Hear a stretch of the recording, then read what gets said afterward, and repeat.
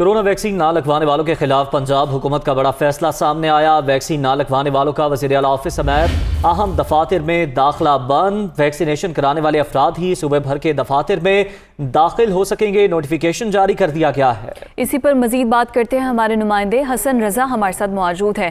حسن، کچھ facts and figure سامنے آئے ہیں کہ کتنے لوگ ابھی تک ویکسین انہوں نے نہیں لگوائی؟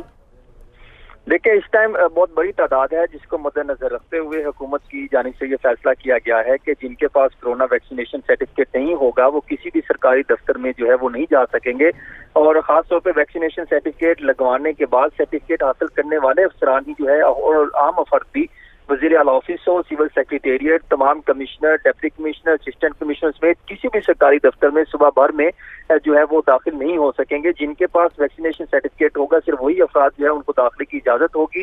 اس کے بعد جو ہے باقاعدہ نوٹیفکیشن جاری کرنے کے بعد تمام متعلقہ افسران کو ہدایت جاری کر دی گئی ہے کہ اس میں عمل درآمد کیا جائے، کیونکہ لاہور، راولپنڈی، فیصل آباد۔ ٹھیک، بہت شکریہ آپ کا حسن، آپ ہمیں اپڈیٹ کر رہے تھے۔